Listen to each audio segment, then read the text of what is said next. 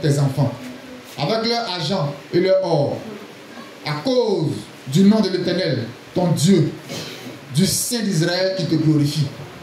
Tes fils de l'étranger rebâtiront. Les fils de l'étranger. Les fils de l'étranger rebâtiront tes murs, et leurs rois seront tes serviteurs, car je t'ai frappé dans ma colère. Mais dans ma miséricorde, j'ai pitié de toi. Tes portes seront toujours ouvertes, elles ne seront fermées ni jour ni nuit, afin de laisser entrer chez toi les trésors des nations et leurs rois avec leur suite. Car la nation et le royaume qui ne te serviront pas périront. Ces nations-là seront exterminées. La gloire du Liban viendra chez toi. Le cyprès, l'orne et le buis, tous ensemble, pour orner le lieu de mon sanctuaire. Et je glorifierai la place où reposent mes pieds. Les fils de tes oppresseurs viendront s'humilier devant toi. Et tous ceux qui te méprisaient se prosterneront à tes pieds. Ils t'appelleront ville de l'Éternel, Sion au sein d'Israël. Sion du Saint d'Israël. C'est Sion au sein d'Israël. D'accord, vas-y. Sion au sein d'Israël. Au lieu que tu étais délaissé et haï, et que personne ne te parcourait, je ferai de toi un ornement pour toujours, un sujet de joie de génération en génération. Tu suceras le lait des nations, tu suceras la mamelle des rois, et tu sauras que je suis l'Éternel, ton sauveur, ton rédempteur, le puissant de Jacob. Au lieu de l'airain, je ferai venir de l'or. Au lieu du fer, je ferai venir de l'argent. Au lieu du bois, de l'airain. Et au lieu des pierres, du fer. Je ferai régner sur toi la paix et dominer la justice. On n'entendra plus parler de violence dans ton pays, ni de ravages et de ruines dans ton territoire. Tu donneras à tes murs le nom de salut, et à tes portes celui de gloire. Ce ne sera plus le soleil qui te servira de lumière pendant le jour, ni la lune qui t'éclairera de sa lueur, mais l'Éternel sera ta lumière à toujours. Ton Dieu sera ta gloire, ton soleil ne se couchera plus, et ta lune ne s'obscurcira plus, car l'Éternel sera ta lumière à toujours, et les jours de ton deuil seront passés. Il n'y aura plus que des justes parmi ton peuple. Ils posséderont à toujours le pays. C'est le rejeton que j'ai planté, l'œuvre de mes mains, pour servir à ma gloire. Le plus petit deviendra un millier, et le moindre une nation puissante. Moi, l'Éternel, j'ai attiré ces choses en leur temps. Parole du Seigneur.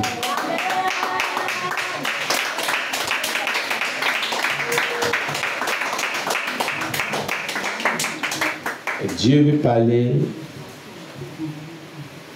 sur deux axes. Lorsque je priais le Seigneur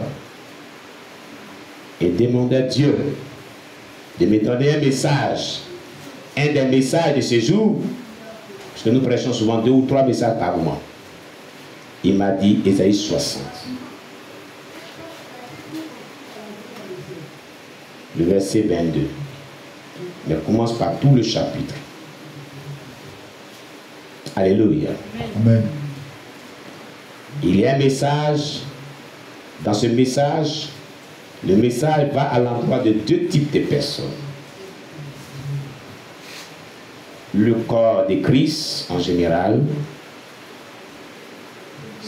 qui est ceux qui sont attachés vraiment au Seigneur véritablement.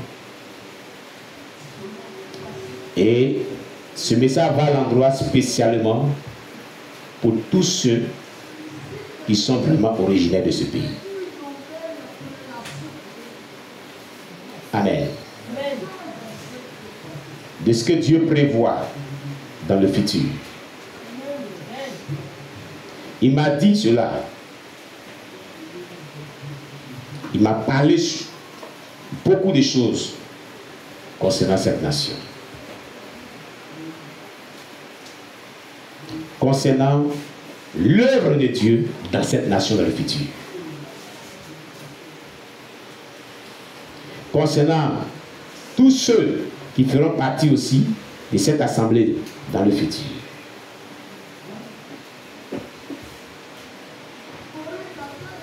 Alléluia. Gloire à Jésus-Christ. Amen. Mais ce que je veux que tu retiennes est que le futur de cette nation sera grandiose. Amen. Relis à partir du verset 17 jusqu'au verset 22. Ésaïe chapitre 60 à partir du verset 17 au verset 22. Au lieu de l'airain, je ferai venir de l'or. Au lieu du fer, je ferai venir de l'argent. Au lieu du bois, de l'airain.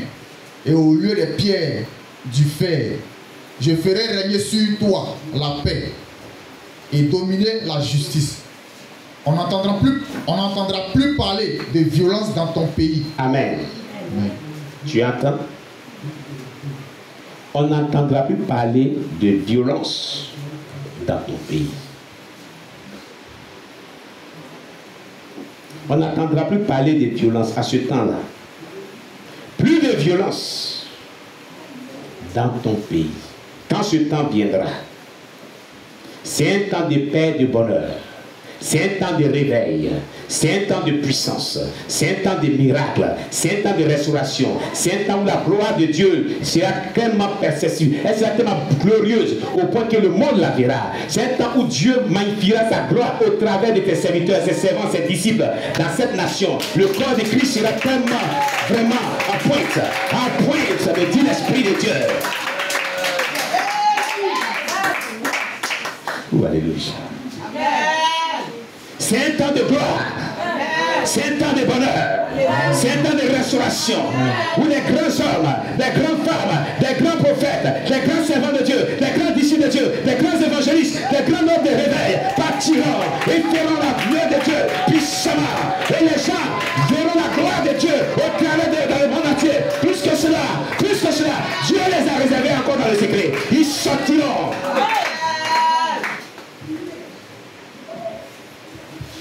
Ce temps arrive. Ce temps arrive.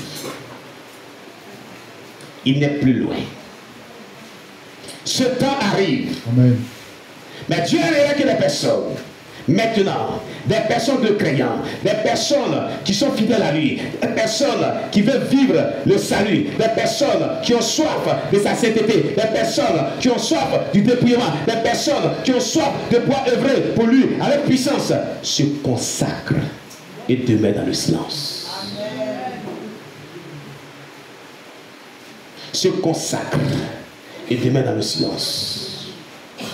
Se sanctifient davantage. Encore et encore. Cherche la face de Dieu. Le temps où on est arrivé, c'est de chercher la face de Dieu. Écoute, le temps où on est arrivé, c'est de chercher à être en communion avec Dieu. Le temps où on est arrivé, c'est de prier véritablement. Le temps où on est arrivé, c'est de se débarrasser de tout ce que Dieu n'a pas. Le temps où on est arrivé, c'est de s'engager encore plus davantage en eau profonde avec Dieu. Le temps où on est arrivé, c'est de chercher vraiment à faire la volonté de Dieu. C'est de chercher vraiment à faire ce que Dieu veut. C'est de chercher l'intimité avec Dieu. C'est de chercher à gagner les âmes. C'est de chercher à faire plus que ce que nous avons fait dans le Seigneur de Dieu. C'est de se sanctifier encore. C'est le temps. Ce n'est pas le temps de la distraction. Ce n'est pas le temps de tout ce qui ne n'a pas Dieu. Ce n'est pas le temps de tout ce qui est distraction. Mais c'est le temps de rester dans la présence de Dieu. C'est le temps de communier avec Dieu. Et tu verras la gloire de Dieu descendre vers toi. La puissance de Dieu descendre vers toi. L'élévation de Dieu venir à toi. La pluie de Dieu te transmettre puissamment encore davantage. Le temps est venu pour chercher Dieu plus que tu l'avais jamais cherché. Car il prévoit des personnes qui rentreront dans cette gloire. Est-ce que tu es parmi eux? Pour être parmi eux, renonce à tout ce qui ne n'a pas Dieu. Cherche la face de Dieu. Consacre-toi, sanctifie-toi, cherche la face de Dieu. Consacre-toi, sanctifie-toi, cherche la face de Dieu, car l'avenir sera glorieux. J'ai dit, l'avenir sera glorieux, déclare la parole de Dieu. L'avenir sera glorieux, l'avenir sera merveilleux. Et après cela viendra le retour de Jésus-Christ. Oui, viendra le retour, je ne sais pas, mais je dis, Dieu viendra chercher ses élus. Dieu viendra chercher ses élus. Ce n'est plus loin. C'est le temps de se chercher devant la face de Dieu. En se consacrant dans l'intimité avec Dieu. Loin de tout ce qui est charnel. Loin de tout ce qui est barbare. Loin de tout ce qui compromet le salut de ton âme.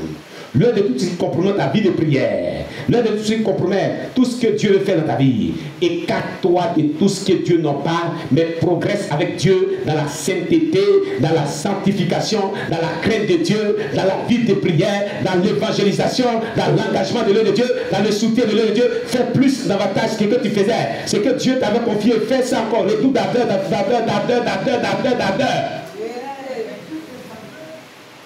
Ne reste pas en marge de ce que tu veux faire dans ce dernier réveil mondial dont ta nation fait partie. Ce n'est pas seulement Côte d'Ivoire seulement. Il y a des pays où on va le faire. Mais la Côte d'Ivoire fait partie de ces nations-là. Mais toi, étant en Côte d'Ivoire, écoute bien ce que Dieu dit. Écoute bien ce que Dieu dit. Il n'y aura plus de violence dans ton pays à ce temps-là. Ni de ravages et de ruines dans ton territoire. Tu donneras à tes murs le nom de salut, car le salut va venir. Le salut sera. Continue de lire. Verset 19. Verset 19. Ce ne sera plus le soleil qui te servira de lumière pendant le jour, ni la lune qui t'éclairera de sa lueur. Mais l'Éternel sera ta lumière à tout jour. Ton Dieu sera ta gloire. Ton soleil ne se couchera plus et ta lune ne s'obscurcira plus, car l'Éternel sera ta lumière à tout jour. Et les jours de ton deuil seront passés. Amen. Stop. Cette prophétie concerne tous les croyants chrétiens du monde. Sans distinction aucune, de toutes les nations. C'est pour ça qu'il dit que Dieu veut parler sur deux axes. Aux originaires de ce pays et à tout le monde. Alléluia. Alléluia. Amen. Peu importe là où tu te trouves, cette prophétie te concerne. Vous qui nous suivez de l'extérieur comme de l'intérieur, elle concerne tout le monde. Tous ceux qui craignent Dieu, tous ceux qui marchent selon Dieu, tous ceux qui vivent selon Dieu, tous ceux qui se consacrent, tous ceux qui sont engagés dans l'œuvre de Dieu, tous ceux qui sont loin de tout ce qui compromet le salut de leur âme, qui se sanctifient jour et nuit. Cette prophétie vous concerne, nous tous. Alléluia. Amen. Et bientôt, elle se réalisera. Elle rentrera dans sa phase active. Écoute, elle rentrera dans sa phase active. Mais persévère sur cette voie de consécration, persévère sur cette voie de sainteté, persévère sur cette voie de crainte de l'Éternel, persévère sur cette voie d'engagement dans l'œuvre de Dieu, persévère, ne baisse pas les bras, redouble d'ardeur. C'est prophétique. Amen. Continue. Au verset 20. Ton soleil ne se couchera plus et ta lune ne s'obscurcira plus, car l'Éternel sera ta lumière à toujours, et les jours de ton deuil seront passés. Au verset 21. Il n'y aura plus que des justes parmi ton peuple. Très bien. Il n'y aura plus que des justes parmi ton peuple. Les injustes n'y seront pas. C'est pourquoi il n'y aura plus de violence. Il n'y aura plus de tout ce qui est mauvais. Les justes font ce qui est bon. Ils ne font pas ce qui est mauvais. Les juifs font ce qui est pur. Ils ne font pas ce qui est impur. Le peuple de Dieu sera constitué seulement que des justes. Pas des injustes. Pas des impurs. Pas des agents du diable. Pas des sorciers. Pas des mystiques. Pas des francs-maçons. Pas ce qui est mauvais. Mais ce qui est pur qui émane de Dieu. Ceux qui sont purs qui émanent de Dieu. Continue. Ils posséderont à toujours le pays. Et ce sont eux qui seront sur le pays. Il n'y aura plus quelqu'un d'impur sur le pays. Il n'y aura plus quelqu'un qui est mauvais. Il n'y aura plus quelqu'un qui est méchant, qui ne connaît pas Dieu. Il n'y aura plus quelqu'un qui conçut Baal. Il n'y aura plus quelqu'un qui pratiquera ce qui est mauvais. Mais il y aura des gens qui pratiqueront, il y aura quelqu'un qui craint Dieu. Quelqu'un qui est pur. Quelqu'un qui loue Dieu seul. Dont le cœur n'est pas partagé, dans le satanisme, dans le mysticisme, dans tout ce qui est mauvais. Quelqu'un qui est de Dieu. Quelqu'un qui est de Dieu. Et ceux, son équipe, seront des gens qui craignent Dieu. Car il n'y aura pas des injustes dans cette élite de personnes. Il n'y aura que des justes, des gens qui craignent Dieu, qui se sanctifient. Continuez.